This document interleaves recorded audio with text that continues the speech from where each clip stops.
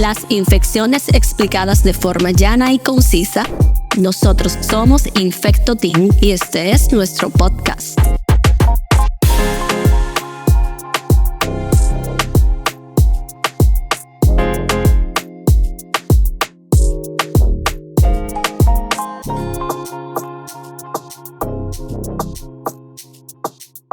Buenas, señores. Bienvenido a otro episodio de Infecto-Team Podcast. La doctora... Podcast. La doctora Joy Roque y el doctor David de Luna. Doctora, le voy a poner a elegir el tema que usted quiera, que vamos a discutir aquí. Usted decide y yo le sigo. Así. Sí, o sea, como que Sí, a la capela. Usted diga lo que te quiera y yo empiezo a leer aquí y reviso. Teníamos que traer como una tómbola entonces con diferentes temas. Para la próxima vamos a hacer algo así. Una tómbola y vamos a poner diferentes temas para que ustedes vean qué caché de infectólogos tienen ustedes aquí.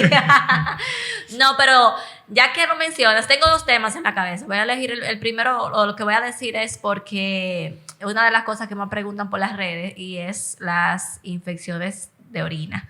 Bien. Cuándo manejar, a qué uno se refiere cuando uno dice que no siempre hay que manejar, qué significa. Yo creo que podemos hablar de eso. Sí, podemos hablar de infecciones urinarias, muy frecuente. Por lo menos una o dos personas van siempre a la consulta con ese problemita. Entonces, vamos a comenzar como definiendo como tal, o sea, ¿qué para nosotros como infectólogos es una infección de vías urinarias? Bien, vamos a ver. ¿Por qué lo digo? Generalmente, ¿qué tú recibes? Un paciente que va a la consulta con un cultivo, un reporte de un cultivo con una bacteria. Y cuando tú le preguntas al paciente cuáles son los síntomas, no, yo no tengo síntomas. Es más, él ni sabe por qué le hicieron ese cultivo en esa orina. Entonces, ahí vienen los temas, porque uno, como infectólogo, obviamente, un paciente que te refiere síntomas urinarios, es decir, mal de orina, que la orina está caliente, que huele muy fea. Siempre yo les explico, ella normalmente huele fea, pero ustedes ven cuando un niño se orina o usted va a un baño público que no lo bajaron y queda mucha orina como posada, que huele muy feo, muy fuerte. Obviamente, si está haciendo fiebre, dolor en bajo vientre, esos son datos que te hablan de una infección de vías urinarias, y a esos pacientes que nosotros indagamos entonces para hacerle un examen de orina, un cultivo. O sea, no es de atrás para adelante, nosotros vamos de adelante para atrás. Sí, esa es la parte importante de que la infección de vía urinaria, como el nombre también lo infiere, hay síntomas. O sea, el paciente tiene que tener cierta sintomatología para tener infección de vía urinaria. Eso es importante porque a veces tenemos, por rutina, se le hacen análisis al paciente, puede salir hasta con un cultivo positivo y eso no quiere decir que necesariamente ese paciente tiene una infección de vías urinarias, de la cual hay un par de tipos de infecciones de vía urinaria. Por ejemplo, tú tienes para gente que tiene infecciones que no son complicadas. Mal de orina, que es lo que nosotros llamamos cistitis, y como que el doctor llama cistitis y yo mal de orina, como ustedes. Eso es como lo primero, lo no complicado. Lo no complicado, ¿verdad? Que son infecciones ya son más típicas en las mujeres por un tema anatómico y también incluso porque a veces las chicas retienen mucho la orina, utilizan cierto tipo de ropa que favorece a que se infecten. Se sientan en una cosa caliente. Sí, eso te iba yo a preguntar. Si sentarse en algo caliente da infección urinaria. Pero yo acabo de hacer la pregunta, ¿te da una infección urinaria? No. Realmente sentarse en algo caliente no tiene nada que ver. Pero sí tiene que ver los hábitos que tengan, especialmente las mujeres, que favorecen a las infecciones de vía urinaria. Pero antes de los hábitos, dijimos, ¿verdad? La no complicada, o como la simple, que es la cistitis. La cistitis se refiere a una inflamación en la vejiga. O sea, la infección está abajo en la vejiga.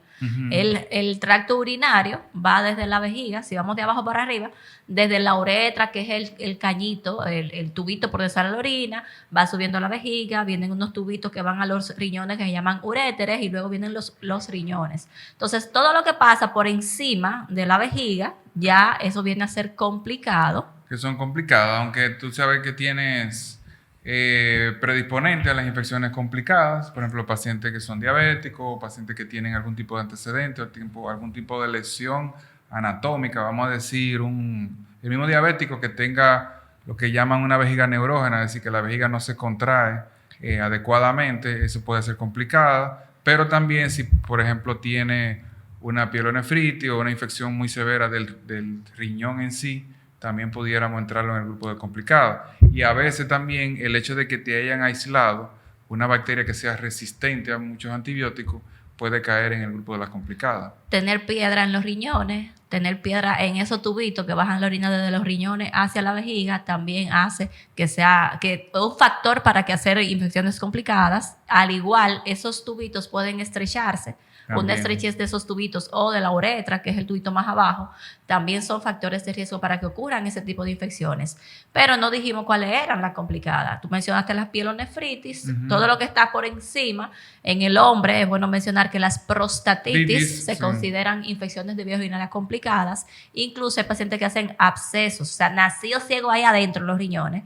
Esos son como abscesos perinéfricos, o sea, abscesos serían nacidos ciegos alrededor de los riñones. Eso es lo que llaman abscesos perinéfricos, y todo eso se considera complicado. Y bueno, obviamente la bacteriemia, y es ya cuando la bacteria desde las vías urinarias pasa a la sangre. Por ejemplo, una persona que tenga un cuadro de obstrucción del riñón, puede ser hasta por un tumor, pudiera entonces ahí considerarse también complicada. Pero entonces el tema de que yo tengo un cultivo de orina positivo, pero no tengo la infección, ¿con qué se comienza? Hay dos situaciones que tenemos que aclarar aquí. Una es que usted viene con un cultivo positivo. Lo primero que yo hago es, ¿dónde está la orina de ese mismo día? El examen de orina que hemos explicado no sé cuántas veces y lo seguiremos explicando, cómo debe tomarse un examen de orina dependiendo que usted está buscando. Usted va a coger o el primer chorrito, o el chorrito del medio, o el chorrito final de cuando usted orina. Eso es otro tema, búscalo por las redes. Pero dependiendo de, por ejemplo, usted viene con un cultivo de orina, si su orina está totalmente limpia, o sea, tiene que venir con una orina también contaminada, y eso uno lo evalúa, igual que uno evalúa en un hemograma, por los glóbulos blancos presentes en la misma.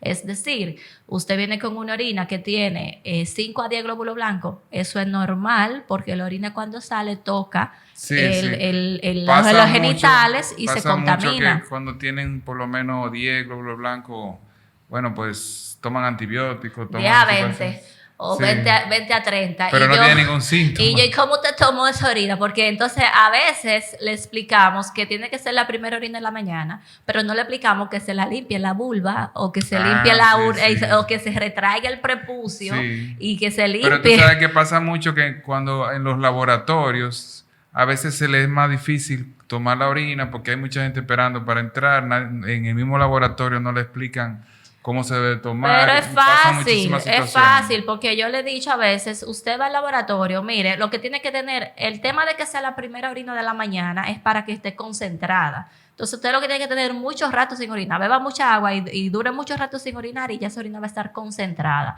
Y toma la orina que debe tomar, haciendo las medidas que deben hacer, y obviamente la orina va a salir bien.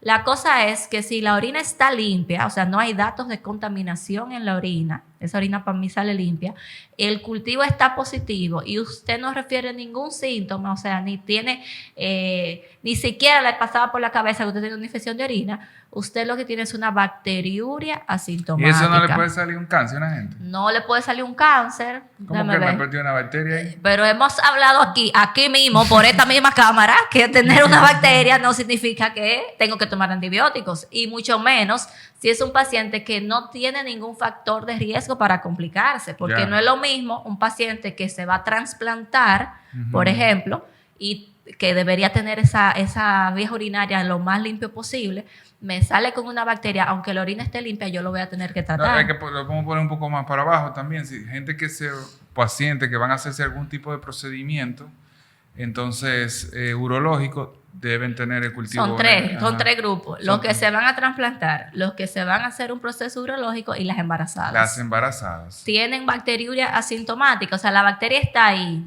Pero que ustedes dirán, ¿y cómo sabemos? Bueno, porque nosotros sabemos que a esos pacientes hay que rastrearlo, hacerle un screening. Sí, en ellos es mandatorio hacer el screening para ver si tienen esa bacteriuria asintomática, porque puede dar complicaciones, ya sea con el parto o para el trasplante o después de hacer el procedimiento urológico.